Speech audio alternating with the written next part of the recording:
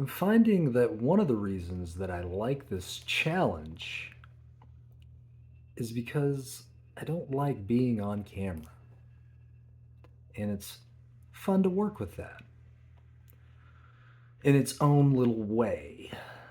Now, the original call was to do 100 videos. There was no other big guideline.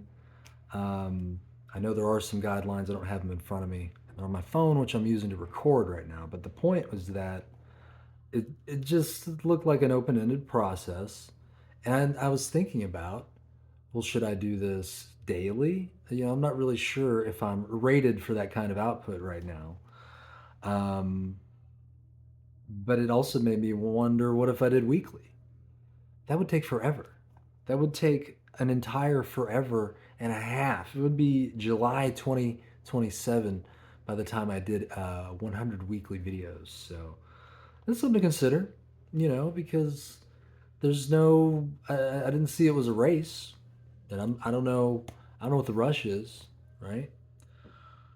Maybe there's a rush. Maybe you have to rush. You got to figure it out. You got to do what you got to do to figure out your 0 out of 100 videos thing. For me, I do know that since I am a bit chaotic, the subject of these videos will range. I've started a list here. Food at the top of the list. It has a just a range of categories under that. At least my story with food, because I didn't really, um, yeah, understand food, if you will, for a long time. I was fortunate enough to live with my grandmother who would make some excellent Mexican food, and that kept me going through high school as well as ramen noodles and whatever. But I did eventually go to culinary school, and that showed me how to do way more than just boil water. And yeah, so that brought a wonderful dimension of perspective to food for me. Um, and yeah, I could keep going on about that. I think as far as the rest of this list, I do want to get into politics. As far as what is this? What is your status? What is status? To start, things like abolition, like legal slavery abolition, not just the general term abolition. I mean, there's plenty of things to abolish, but the original interpretation of abolition has a very specific purpose, and that was to abolish slavery. So, which still needs to be abolished. So that's a whole nother video. Gender, race, uh, and then, gaming. I love video games. If you've ever watched any of my streams, or if you want to check out any of my streams, you can find me on Retake, YouTube, a little bit of Twitch. I don't think most stuff, there's a lot of things saved up there. But anyway, gaming, I love video games. I've been playing them most of my life. I'm finally reaching the point where I'm tired of looking at other people's games, even other indie games. As much as I love indie games, I mean, I'm still going to look at them, but it's just pushing me more towards making my own games. So that's going to happen eventually. I have no timeline on that, but there's also we got privilege here, my crypto journey, AWS even. Leadership. Leadership's a great one. I think talking about leadership is solid, rock solid stuff. Um, and then there was a question about what is the one and the nine in One Frog Nine. And I'll be honest, it all started as a gamer tag. I think I was changing my gamer tag from what it used to be, which was that guy 1944. Um, and I think eventually I got tired of that. Like I was using it forever, for a million years at least 2 million years, and then I changed it to One Frog Nine. I think I just picked some numbers and put the frog in there. As I've taken that on, because originally it was just like a Steam ID, but then when the pandemic hit and I started streaming more, it just gave me a canvas to project my own stuff into.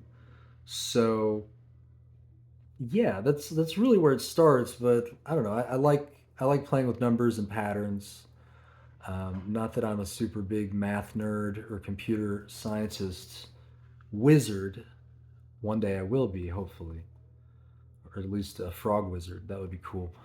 Yeah, it's again, it becomes like a vehicle. I do see how I can use that 1 and 9 pattern for things around words. So that's fun to me. I think that's cool. And then when we add games to that or other things, I don't know. There's a lot of just abstract directions that I like to take things visually, at least.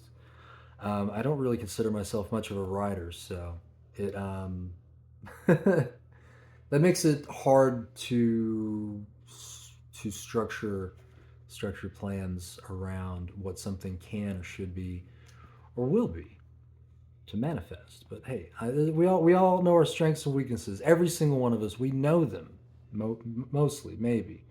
So that's at least where I know I could use some improvement. Um, that's a ranty little video. I'm gonna try to keep these short, sub 5 minutes if possible. But if they go over, I'm not gonna cry. I'm also gonna try to do these in one take because yeet, yeet, just yeeting these videos off into the internet of forever. Yeah, so that's that. The album, I guess I will end these with albums. So we'll see if I can come up with 100 albums that I like. Um, that that I'm just gonna share. If you have some albums that you want to share, drop them down and let me know what the secret password is in the comments. Well, I'm gonna tell it. Well, oh man, this would be a great like POAP opportunity, right? I'd be like, oh, the POAP for this is blah blah blah.